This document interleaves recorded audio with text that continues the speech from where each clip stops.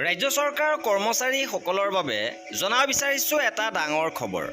শেহতীয়াভাৱে দৰমহাৰ সন্দৰ্ভত আহিছে এক ডাঙৰ খবৰ, য'ত নতুন পদ্ধতিত দিয়া হ'ব দৰমহা। বৃহৎ লোকচানৰো আশংকা কৰা হৈছে। শিক্ষক কৰ্মচাৰী সংগঠনৰ ফালৰ পৰা মন্তব্য প্ৰকাশ হৈছে। আৰু শেহতীয়াভাৱে ২৭ আৰু ৩১ জুলাই তাৰিখে office of the mission director সমগ্ৰ শিক্ষাৰ ফালৰ পৰা এখন পত্ৰ, লগতে government of Assam department of school এডুকেশ্যনৰ ফালৰ পৰা আন এখন পত্ৰ প্ৰকাশ কৰিছে।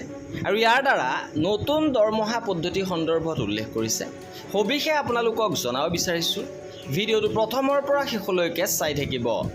শিক্ষা বিভাগৰ দৰমহা সম্পৰ্কীয় এই নিৰ্দেশনাৰ পিছতে প্ৰাথমিক শিক্ষক সন্মিলনীৰ ফালৰ পৰা মন্তব্য প্ৰকাশ কৰিছে।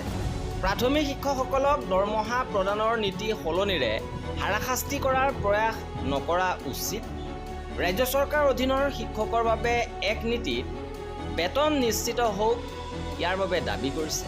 লগতে শিক্ষাৰ্থীৰ ক্ষতি হ'ব পৰা পদক্ষেপ যাতে শিক্ষকসকলে গ্ৰহণ কৰিবলগীয়া নহয়, তাৰ বাবেও সকিয়নি প্ৰদান কৰিছে। আৰু মুখ্যমন্ত্ৰী মহোদয়ক লগ কৰি এই বিষয় সন্দৰ্ভত প্ৰাথমিক শিক্ষক সন্মিলনীয়ে অৱগত কৰিব। আৰু ইয়াৰ পত্ৰকেইখনৰ মূল বিষয় এনেধৰণৰ যে বিশেষ নিযুক্তি প্ৰক্ৰিয়া SRD 2025 আৰু 24 আৰু 25ৰ অধীনত নিয়মীয়া হ'ব লগা বা হোৱা শিক্ষকসকলৰ দৰমহা SNA স্পৰ্টছ মডিউল আৰু ৰাজ্যিক পুঁজি ব্যৱহাৰ কৰি মুকলি কৰাৰ সন্দৰ্ভত এই জাননী জাৰি কৰা হৈছে। শিক্ষকসকলৰ সংখ্যা ফাইনেন্সিয়াৰ 2026-27ৰ বাবে প্ৰজেক্ট এপ্ৰুভেল বৰ্ড PABয়ে 25,296 গৰাকী শিক্ষকৰ দৰমহাৰ বিত্তীয় সাহায্য অনুমোদন কৰিছে।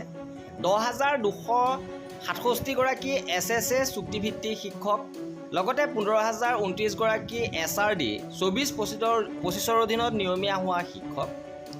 দৰমহাৰ অনুদান কেন্দ্ৰীয় চৰকাৰে প্ৰতিজন শিক্ষকৰ বাবদ মাহে প্ৰায় 15,147 টকা বিত্তীয় সাহায্য প্ৰদান কৰে।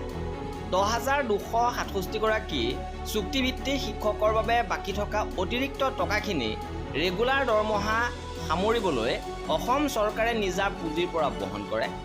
আৰু নতুন ব্যৱস্থা অনুসৰি কেন্দ্ৰীয় অংশৰ টকা পৰ্টেলত সঠিকভাৱে জমা ঘূৰাই নোপোৱালৈকে SRD 2024 আৰু 25ৰ অধীনত নিয়মিত শিক্ষকসকলৰ দৰমহা SNA স্পৰ্টছ মডিউল আৰু ষ্টেট ফাণ্ডৰ ব্যৱস্থাৰ জৰিয়তে প্ৰক্ৰিয়াকৰণ কৰিবলৈ শিক্ষা বিভাগৰ সঞ্চালকক নিৰ্দেশ দিয়া হৈছে।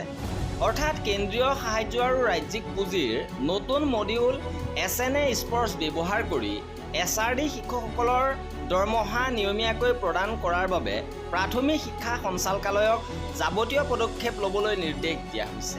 আৰু এয়া আছিলে দৰমহাৰ নতুন পদ্ধতিৰ সন্দৰ্ভত শেহতীয়া গুৰুত্বপূৰ্ণ খবৰ। আৰু এনেধৰণৰ খা খবৰৰ বাবে আমাৰ চেনেলটো ছাবস্ক্ৰাইব কৰি ৰাখিব। ভিডিঅ'টো শেষৰলৈকে চোৱাৰ বাবে বহুত ধন্যবাদ।